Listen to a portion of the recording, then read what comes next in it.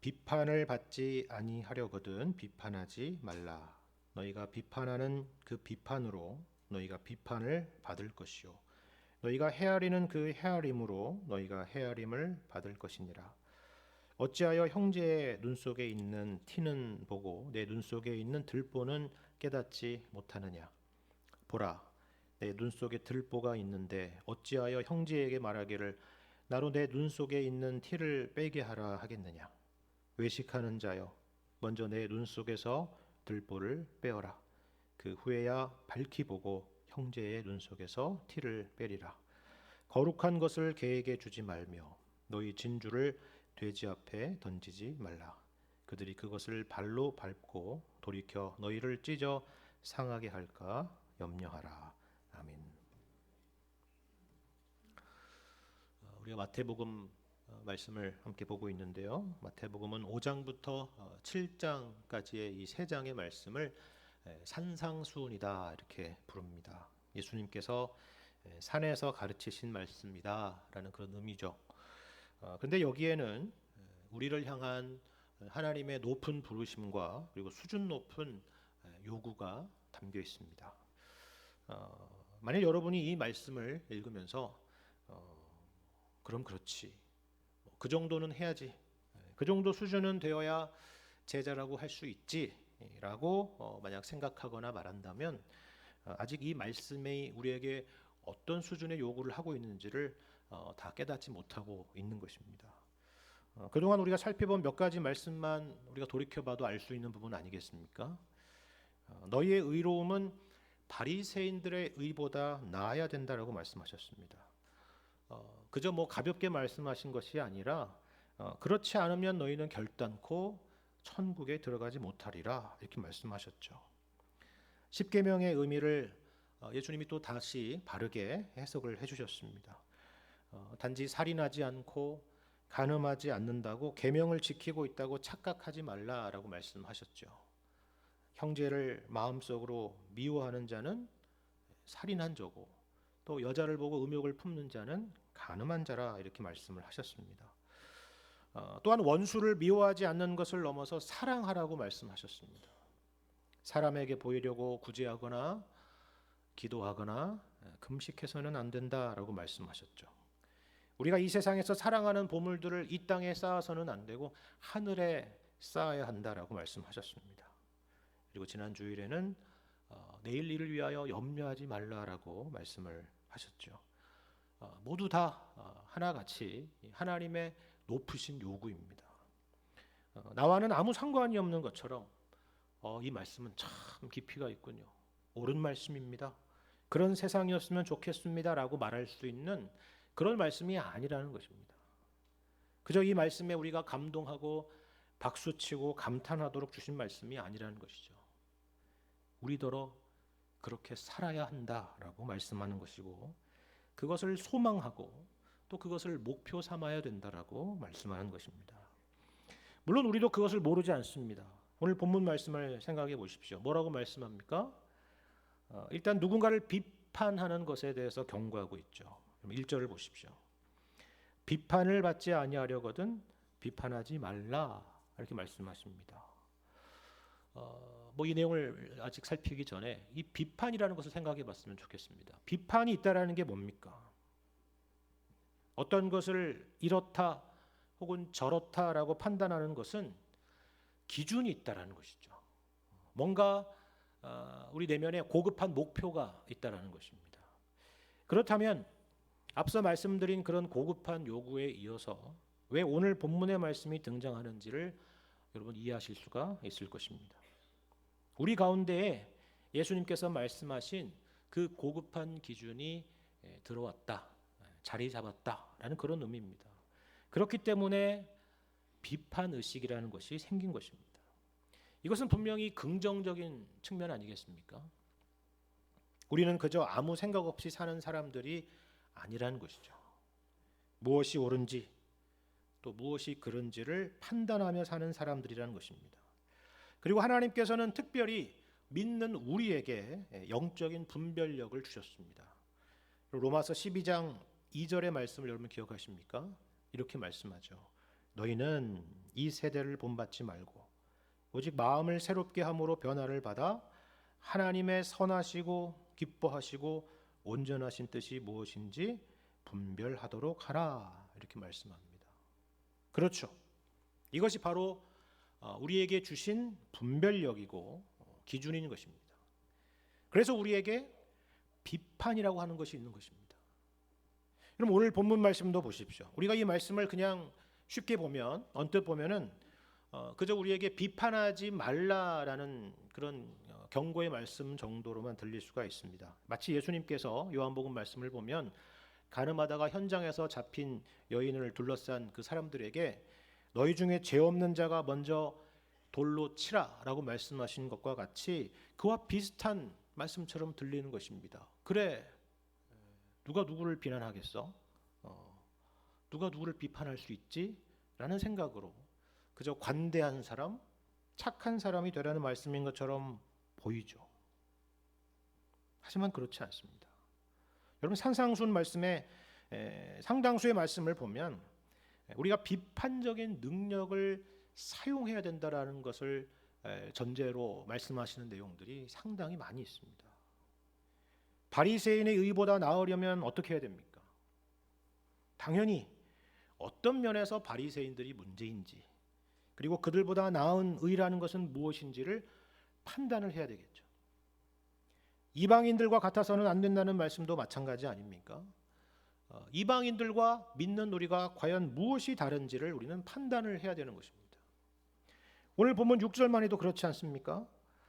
예수님께서는 분명히 누군가를 개나 돼지와 같은 사람으로 판단을 하고 계시죠.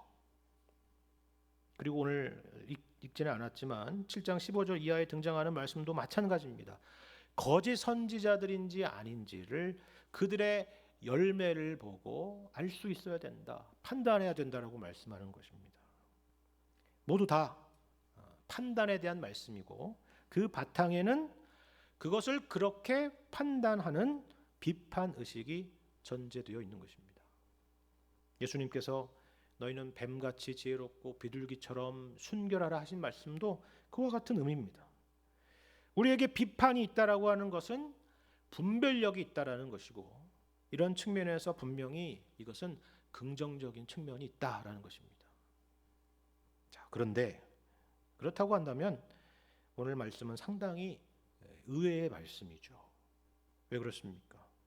분명히 비판하지 말라라고 말씀하고 있기 때문입니다. 그렇다면 그저 비판하지 말라고 말씀하는 걸까요?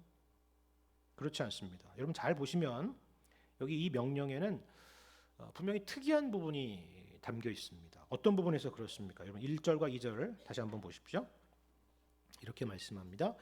비판을 받지 아니하려거든 비판하지 말라. 너희가 비판하는 그 비판으로 너희가 비판을 받을 것이요 너희가 헤아리는 그 헤아림으로 너희가 헤아림을 받을 것이니라 라는 말씀입니다. 무슨 말이에요? 그러니까 그저 비판하지 말라라는 말씀이 아니라는 것입니다. 비판을 받지 않으려면 비판하지 말라는 것입니다. 그렇죠? 너희가 비판하는 그 비판으로 너희가 비판을 받을 것이고 너희가 헤아리는 그 헤아림으로 너희가 헤아림을 받을 것이다. 이렇게 말씀하고 있습니다. 이건 무슨 말일까요? 어떤 분은 이것을 이런 식으로 이해할 수 있을 것입니다.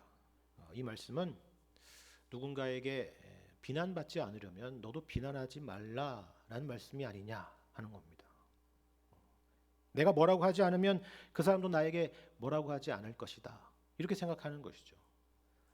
우리가 그 사람을 공격하지 않으면 그 사람도 나를 공격하지 않을 거야. 이렇게 생각하는 거예요. 우리가 흔히 내로남불이라는 표현을 쓰지 않습니까? 그리고 모든 것은 부메랑으로 돌아오게 되어 있다. 이런 말도 하는 겁니다. 그런 의미일까요? 나에게 돌아오는 것을 피하기 위해서 비판하지 말라는 말씀입니까? 그렇지 않습니다. 만일 그런 의미라면 우리는 그 누구도 그 어떤 상황에서도 누군가에게 비판 자체를 할 수가 없을 것입니다. 비판이 없는 세상이 될 거예요. 사실 우리는 모두 죄인이고 불완전하고 연약하지 않습니까? 늘 실수하고 또 누군가에게 아픔과 상처를 주는 사람들입니다. 심지어는 어떤 잘못으로 인해서 공동체 전체가 어려워지고 위기에 빠지는 경우들도 만나는 것이죠. 그런데 이처럼 죄인된 우리가 그저 아무렇게나 살아도 그 누구도 그것에 대해서 아무도 말해주는 사람이 없다라고 한다면 우리 자신들은 물론이거니와 공동체 전체가 아주 엉망이 되어버리겠죠. 그래서 비판이라는 것은 사실 꼭 필요한 것입니다. 자, 그런데 문제는 뭐냐면요, 우리가 누군가를 비판하는 그 의도나 그 동기를 자세하게 살펴보면, 정직하게 그것을 돌아보면 누군가를 진정으로 사랑으로 하는 마음이 아닌 것이라는 것을 우리가 알 수 있다는 것입니다. 그 사람이 잘 되고 그 사람이 옳게 되고 그 사람이 잘 세워지도록 하는 마음에서 하는 경우를 사실 거의 찾아보기가 어렵다는 거예요. 그렇지 않습니까? 비판의 동기를 잘 들여다보면은 그 사람에게 초점이 있고 그 사람이 중심이 아니라 사실은 내가 중심인 경우가 많습니다. 내가 마음에 들지 않는 거예요. 내가 그것을 싫어하는 것입니다. 그래서 비판하는 것이죠. 그리고 심지어는 그 사람의 부족한 어떤 하나하나의 부분 때문이 아니라 그 사람 자체를 싫어하기 때문에 이미 답을 다 정해놓고 그 사람이 하는 그 어떤 일이든 다 싫어하는 경우가 있습니다. 우리가 그렇습니다. 다시 말해서 우리의 비판은 객관적인 것이 아니라 다분히 주관적이다라는 것입니다. 예수님 당시의 랍비들은 누군가를 판단할 때에 두 가지의 척도가 있다라고 가르쳤다고 하는데요. 그 두 가지가 뭐냐면 정의와 자비라는 것이었답니다. 정의와 자비. 그러니까 정의라는 척도로 누군가를 평가하고 판단한다면 나에게도 동일한 척도로 평가를 해야 되겠죠. 자비도 마찬가지입니다. 나에게 관대하기를 바란다면 상대방에게도 동일한 관대함이 있어야 될 것입니다. 우리가 이것을 보통 황금률이라고 부르지 않습니까? 그렇죠? 그런데 우리는 이 척도를 그렇게 쓰지 않는 것입니다. 상대방에게는 정의의 척도를 들이밀고 나에게는 자비의 척도를 적용하려고 하는 것입니다. 상대방에게는 온갖 이유를 들어서 비판하면서 자신에게는 뭐 사람이 이럴 수도 있고 저럴 수도 있는 거 아니냐, 사람이 다 실수할 수 있는 거 아니냐, 우리가 다 죄인 아닙니까? 뭐 이런 식으로 자기 합리화를 하는 것입니다. 그게 우리 인간이라는 것이죠. 여러분, 본문 1절과 2절이 그것을 우리에게 간접적으로 말해주고 있지 않습니까? 우리가 공정한 척도를 갖고 있지 않다는 것을 알아야 된다는 겁니다. 나에게는 한없이 관대하고 다른 사람에게는 한없이 엄격한 사람들이 바로 우리라는 것이죠. 우리는 공정하지 못하고 객관적이지 못하다라는 것입니다. 이것을 보여주는 인물이 있습니다. 구약을 보시면 사무엘하 말씀의 내용에 다윗의 그 유명한 밧세바 사건이 있습니다. 다윗이 왕의 지위를 이용해서 밧세바와 간음을 했죠. 한 가정을 파괴했습니다. 그리고 심지어 그의 남편인 충직한 군인을 전장에서 죽게 만들었습니다. 십계명으로 하자면 다윗은 살인을 했고 간음을 했고 도둑질을 했으며 거짓말을 했고 이웃의 집을 탐냈습니다. 그러니까 10계명의 6계명부터 10계명까지 이웃에 대한 모든 계명들을 다 어긴 것입니다. 그런데 성경은 다윗이 이웃에 대한 계명만을 어겼다라고 말하고 있지 않습니다. 이 사건의 말미에 어떤 말씀이 있는지 아십니까? 이렇게 평가합니다. 다윗이 행한 그 일이 여호와 보시기에 악하였더라 하는 것입니다. 무슨 말이에요?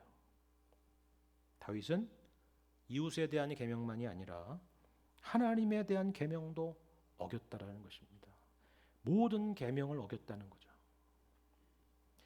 하지만 놀라운 것은 다윗은 이 문제의 심각성을 전혀 인식하지 못하고 있었다라는 사실입니다.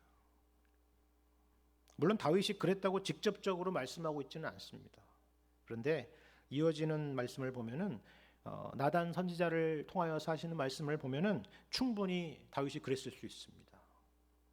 다윗의 판단의 저울이 고장이 나도 한참이나 고장이 났다는 것을 우리는 확인할 수 있는 대목이죠.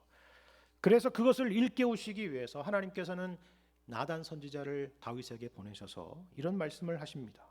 여러분 사무엘하 12장 1절 이하의 말씀을 제가 읽어드리겠습니다.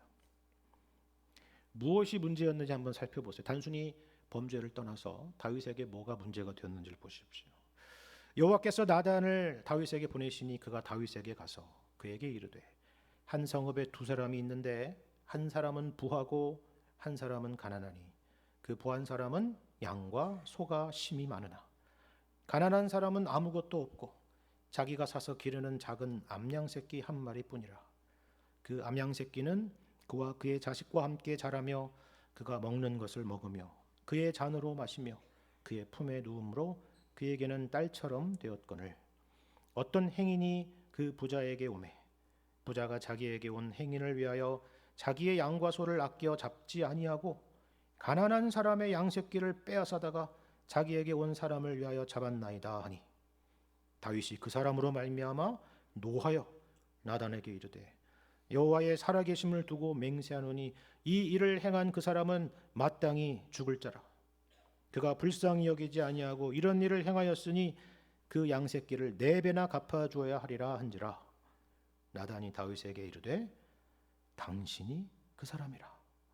이스라엘의 하나님 여호와께서 이와 같이 이르시기를 내가 너를 이스라엘 왕으로 기름 붓기 위하여 너를 사울의 손에서 구원하고 내 주인의 집을 내게 주고 내 주인의 아내들을 내 품에 두고 이스라엘과 유다 족속을 내게 맡겼느니라. 만일 그것이 부족하였을 것 같으면 내가 내게 이것저것을 더 주었으리라. 그러한데 어찌하여 내가 여호와의 말씀을 업신여기고 나 보기에 악을 행하였느냐. 내가 칼로 햇사람 우리아를 치되 암몬 자손의 칼로 죽이고 그의 아내를 빼앗아 내 아내로 삼았도다. 무슨 말씀인지 아시겠습니까? 다윗은 객관적이지 않았다는 것입니다. 그것을 보여주는 말씀이죠. 그 동일한 잣대를 자신에게 적용하지는 않았던 거예요.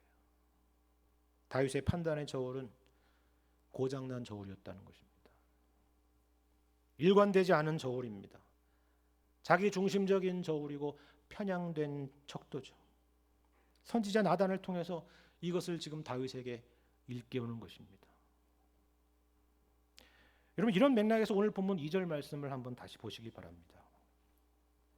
너희가 비판하는 그 비판으로 너희가 비판을 받을 것이요 라고 했죠. 그렇죠?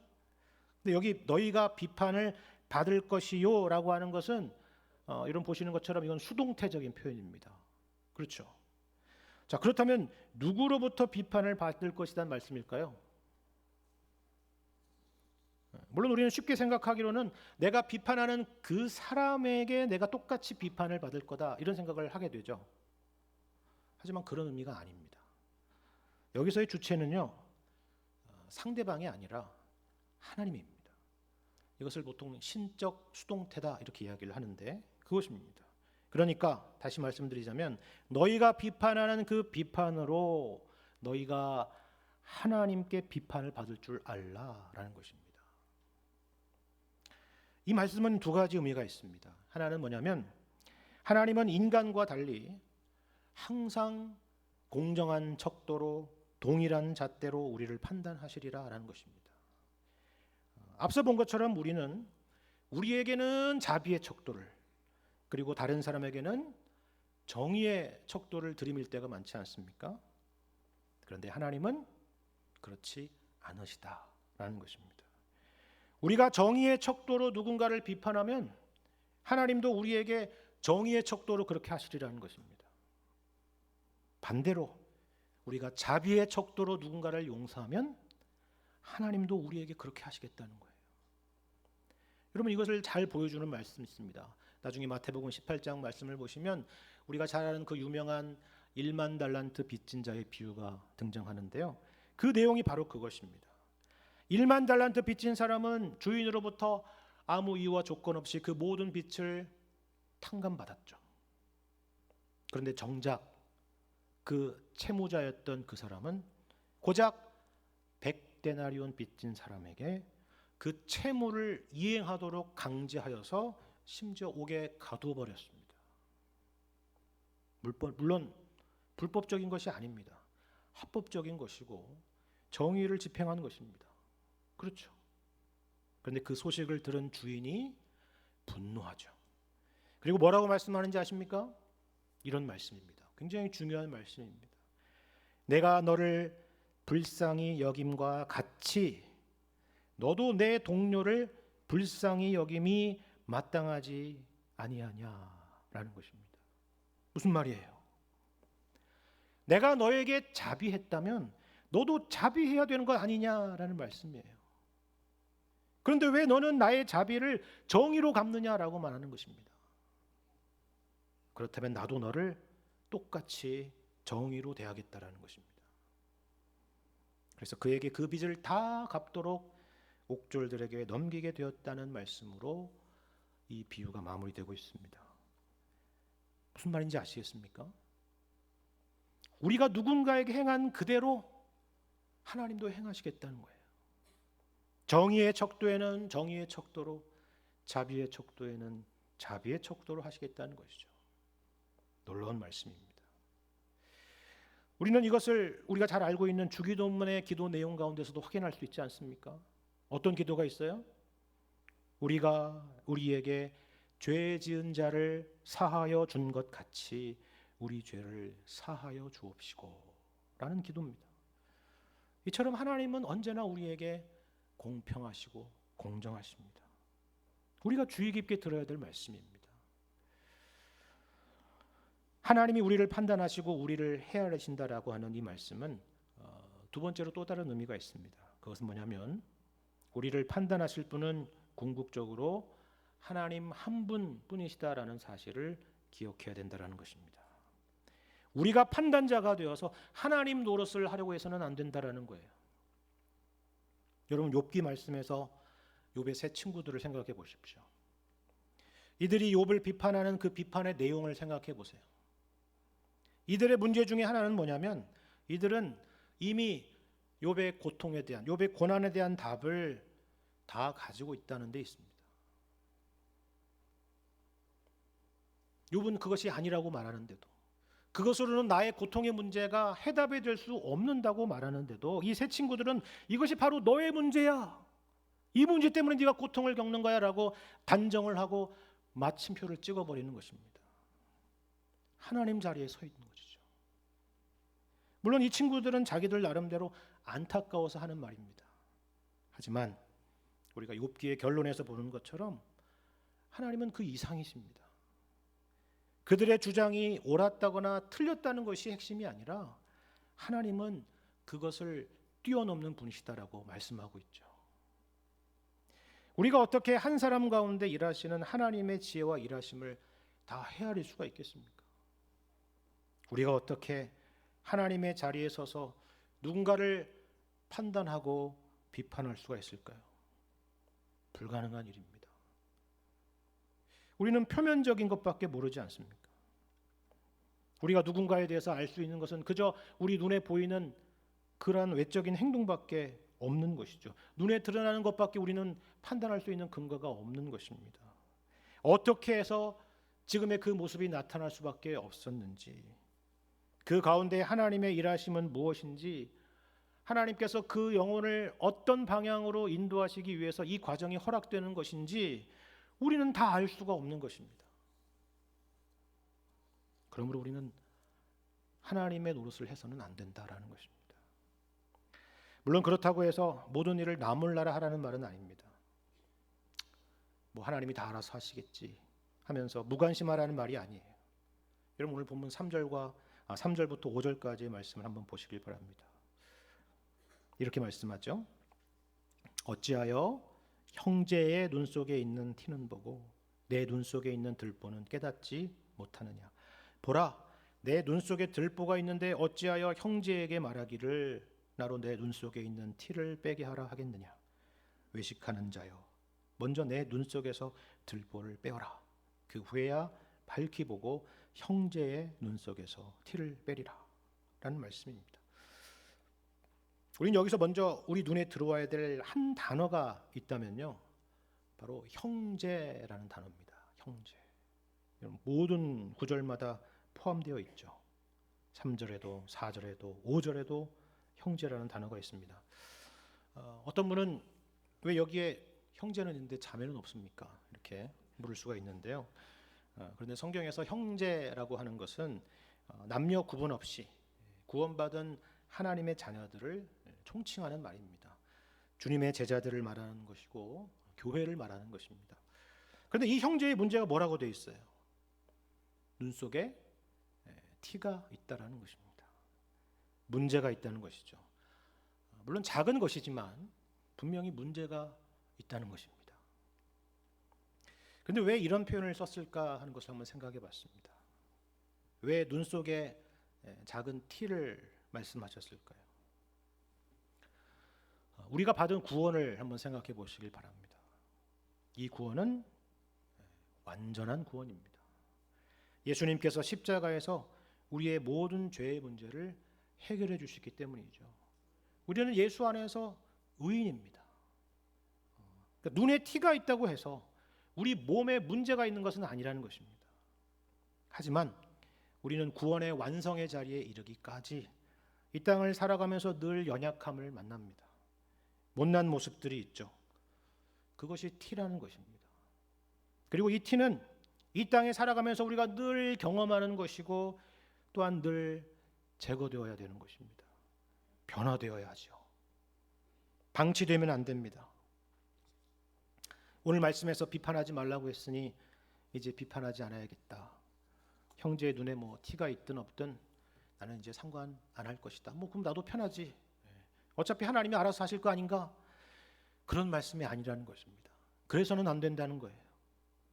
근데 그렇다고 반대로 앞에 본 말씀처럼 형제를 비판하고 비난하는 것이 형제의 눈 속에 있는 티를 빼는 방법이 되는 것도 아니라는 것입니다. 그렇다면 우리가 어떻게 하면 될까요? 어떤 분은 오늘 설교의 제목을 의아하게 생각하신 분이 분명히 있으실 것입니다. 오늘 본문 말씀은 분명히 비판에 대한 말씀인 것 같은데 제목은 어떻게 이웃을 도울 수 있습니까? 라는 제목이기 때문이죠. 왜 이런 제목을 정했는지 아시겠습니까? 우리는 오늘 말씀을 오해해서는 안 되기 때문입니다. 오늘 말씀은 단지 우리에게 비판을 하지 말라는 것도 아니고요, 반대로 비판하라는 것도 아닙니다. 그게 핵심이 아니라는 거예요. 우리는 자꾸 그런 식으로 성경을 단편적으로 소극적으로 이해하려는 경향이 있는데요, 단지 그런 차원의 말씀이 아닙니다. 여기에 형제에 대한 표현이 반복되고 있다고 말씀을 드렸죠. 그렇죠? 거기에 힌트가 있습니다. 예수님의 관심은요, 비판해야 되느냐 하지 말아야 하느냐에 있지 않습니다. 형제가 바로 서는 것, 구원받은 하나님의 자녀들이 옳게 세워지는 것에 있습니다. 그들의 눈에서 티가 사라지고 하나님을 온전히 바라보고 믿음 가운데 살기를 바라시는 것이죠. 우리가 서로 그것을 돕는 믿음의 공동체, 사랑의 공동체가 되기를 바라는 것입니다. 그런데 이 일이 그 누군가를 비판하고 비난하는 방식으로는 될 수가 없다라는 것입니다. 왜 그렇습니까? 우리 눈에 뭐가 있기 때문에요? 우리 눈에 들보가 있기 때문입니다. 우리 또한 죄인이라는 것입니다. 우리가 죄인이라는 사실을 밝히 보고 크게 보고 분명히 볼 줄을 모른다면 그 누구도 도와줄 수도 세워줄 수도 없다라는 것입니다. 그런데 여러분, 이 과정이 굉장히 어렵지 않습니까? 일단 우리는 우리 눈에 들보가 있다라고 생각하지 않습니다. 나는 앞을 제대로 볼 수 없는 사람이라고, 나는 무지하고 어리석은 사람이라고 인정하기가 굉장히 어렵습니다. 대신에 우리는 우리의 판단이 가장 최선의 판단이라고, 가장 옳은 판단이라고 늘 생각하며 살았던 것입니다. 그래서 누군가가 사랑하고 아끼는 마음으로 우리를 향하여 권면하는 말씀도 우리는 되받아치기가 일쑤였습니다. 겉으로는 예의를 갖추었을 수도 있습니다. 하지만 우리 내면은 조금도 바뀌지 않았죠. 언제까지요? 우리 예수님을 인격적으로 만날 때까지 그랬습니다. 우리가 하나님의 사랑이 무엇인지, 하나님의 은혜가 무엇인지를 발견하기까지 그랬습니다. 이러한 우리를 하나님이 참아주시고 기다려주시지 않았더라면 오늘 우리는 이 자리에 있지 않았을 것입니다. 여러분, 이것을 말씀하는 것이 바로 오늘 6절의 말씀입니다. 그럼 6절 말씀 보실까요?